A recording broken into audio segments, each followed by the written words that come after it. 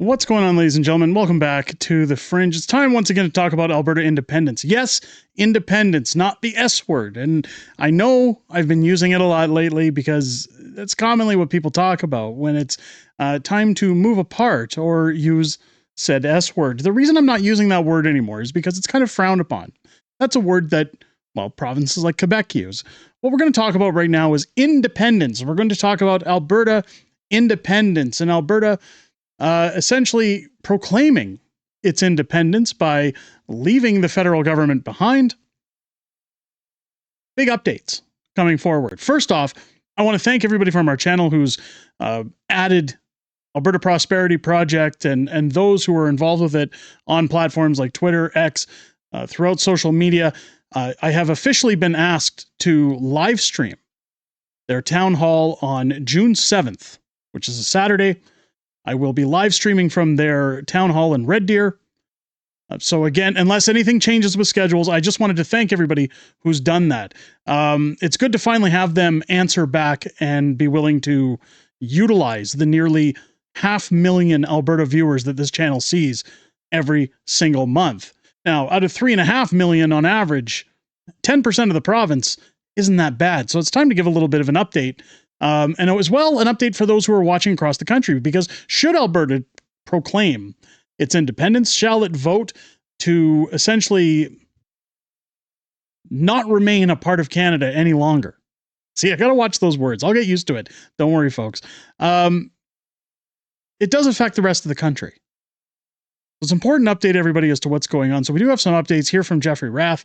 He says, for people wondering where the Alberta Prosperity Project is at the end in the independence referendum petition process, below is a simplified to-do list. Now, of course, I put out a video over the weekend talking about how others had tried to start their own petition to essentially shut down Alberta's options for voting in terms of independence. Of course, Alberta Prosperity Project went and launched a placeholder in order for them to have the option to put forward a question on a ballot by garnering their signatures. A lot of people thought that this meant it was go time, so here is an update for everybody. It's not go time yet. It's coming, though, very soon. So Jeffrey Rath says it's a process. First, file the petition application, which we've done. Already in motion.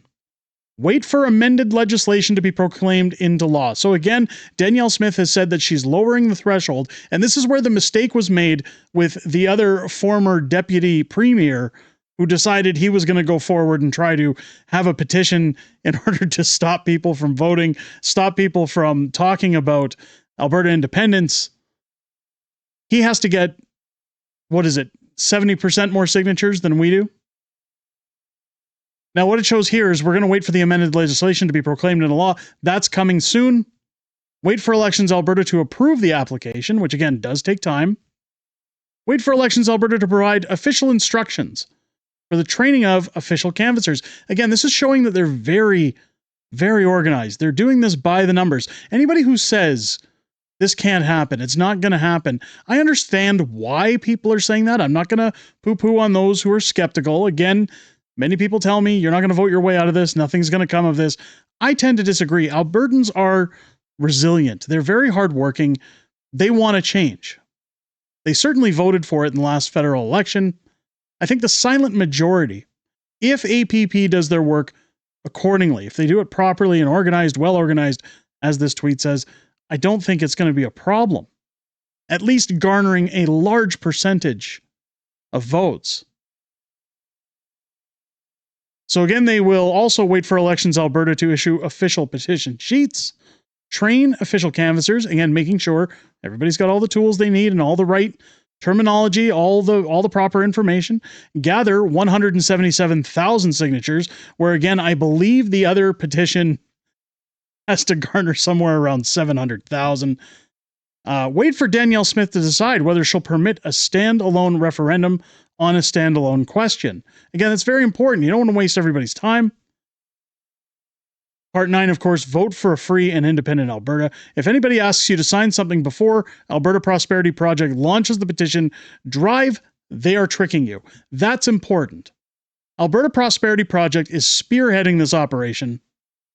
I seen Rebel News reporting the other night, and I don't even know why. We've talked about the Alberta, the Alberta Republican Party, or the Republican Party of Alberta.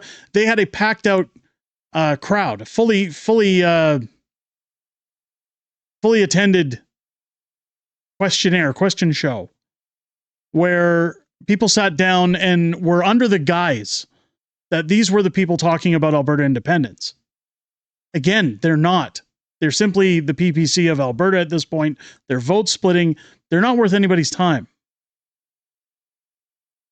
Especially given that their leader, who's running out of Olds, Three Hills, was also tied up in issues with Jason Kenney laundering a little bit of money.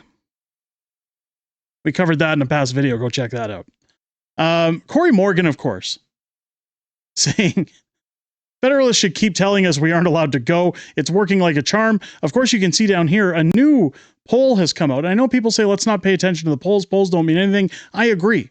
Polls simply mean nothing until it's time to actually go and place a vote. But it's still important to look at this poll because it really spells out where things are headed in Alberta right now. So I want to get over to this. As it says, trust in government and views on political sovereignty. From May 16th to 18th, they surveyed Canadians on their trust in government and their views on provincial sovereignty. Again, it's not just Alberta that's talking about this. There's rumblings going on. Saskatchewan's joining the fray. Lots of parts of British Columbia want to join, even though David Eby's shutting it down. He's a bit of a bonehead. But we've also seen Manitoba, of all provinces. I never thought I'd see Manitoba kind of tickling the idea, we'll say. Highlights include provincial sovereignty and Alberta independence. If a referendum on provincial sovereignty were held, 31% of Canadians would vote in favor and 52% against. Now, this is Canadians, not Albertans. With the strongest support for independence in Alberta, 41%. Nearly two-thirds of Canadians, 62%, oppose Alberta becoming an independent country, including 50% who say they strongly are opposed. Again, we don't care. They don't have a say. Opposition is highest in British Columbia at 76%. Again, depending on where they polled, I'd say that's probably somewhere around Vancouver Island. Ontario's at 70%. And among Liberals, 83%. NDP voters, 80%. So the left woke are the ones saying, we don't approve of this. We don't want it. Just keep taking our garbage. But you're not allowed to go anywhere. Of course, as Corey Morgan says, he's also a good friend of the channel. Go follow him in the Western Standard. Sovereigntist Handbook is an amazing book that he wrote. Talks a lot about Alberta independence and the road and pathway to Alberta sovereignty. In Alberta, however, support is notably higher, with 47% in favor and only 48% opposed. That's a very close number. That's the reason I wanted to talk about this. 47% are in favor, 48% opposed. It says, however, a majority, 55%, say they understand why Alberta might want independence. Particularly respondents in Alberta at 70%. And Conservative Party voters, 77%. This is where I've said that these town halls are important. This is why we need live streams. This is why we need to utilize social media. If 70% of Albertans say that they understand why Alberta might want its independence, if another 77 are Conservative Party voters of those polled, this 47% can go up to 60% very quickly. Very quickly. The problem right now is that we're in uncharted territory and a lot of questions need to be answered. This is why Alberta Prosperity Project wanted the time to put something together. They need to understand what is going to be on Albertans' minds moving forward. This isn't just a matter of we're taking our ball and going home. We're mad that Pierre lost. We don't like Mark Carney. We didn't like Justin Trudeau. No, it's a matter of how Alberta has been treated over the last few decades, as well as what its future looks like under the boot, we'll say, of the federal government and a vast majority of seats in Eastern Canada deciding who runs the country. Albertans feel that they don't have a stake at the table. Much like the people in Saskatchewan, so do the people in Manitoba, it appears. They all feel that their voice doesn't matter. Their government doesn't care. Keep in mind, Mark Carney still silent on this, refuses to address it. Well, he's hoping it goes away.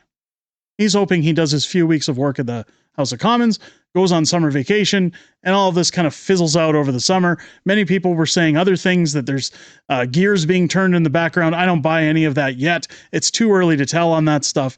But nonetheless, ladies and gentlemen, a very staggering percent of Albertans are in favor. That number keeps growing, by the way. Keep in mind, it's currently at 47% in favor.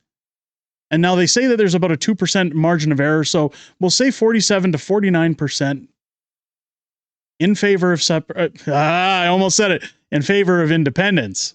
Yeah, you guys are going to have to catch me on that one. But with 49% supporting it, 38% before the election said that they felt they were ready to put a question on a ballot. That number has grown 10% in just 1 month. Imagine what happens by the end of the year. Imagine what happens as Parliament removes itself for the summer. More protests happen in Eastern Canada. We'll say religiously inspired groups flood the streets of Toronto, start causing chaos, havoc. People see that our food prices are going up. Our gas certainly hasn't come down. You guys remember when Mark Carney said he was going to take off the carbon tax and people were going to pay less for fuel? Well, it's the same price as it was before he took it down. In fact, it's more in some places. People have just had enough. Alberta's done getting screwed, and I sure hope that this paves the way for other provinces to send a message, not because independence is the ultimate goal, but if multiple provinces were to jump on board, if multiple provinces were to say, you know what, enough is enough, Eastern Canada can suck it, we're going, we're all packing our bags, we're all claiming independence, or we're going to have a Republic of Western Canada, whatever picture is painted, it will start to send a message to the federal government when it's too late that you should have done something earlier, you should have done something when you had the chance. Many people are saying that Mark Carney is now going to put through a pipeline for Danielle Smith. I don't think that's going to happen. Even if he does, this isn't about a pipeline. It's too little, too late. Unless he ends transfer payments, unless he really looks at what Danielle Smith has on the table, I don't think Albertans, even if they got every single demand, would be ready to trust the federal government, put their trust in Ottawa. Let me know your thoughts down below. If it's your first time here, I hope this video has earned your subscription. Again, I'm trying to balance what's happening in Alberta with what's happening in Canada. Please hit the subscribe button, turn on your bell for all notifications. Join me live here on the channel each and every Friday night for Friday Night Fringe, my weekly live streaming show with the beautiful Mrs. Fringe joining us on those live streams, talking about everything that happened this week in politics, everything that we know that's coming up in the week ahead, as well as back and forth within the greatest YouTube community on this platform. I look forward to chatting with you guys outside of making these videos. I most importantly look forward to chatting with you this Friday night starting at 6 p.m. Pacific, 8 p.m. Central here on the channel. With that said, ladies and gentlemen, I hope you enjoyed this video. I hope you have a great rest of your day. I'll catch you on the next one.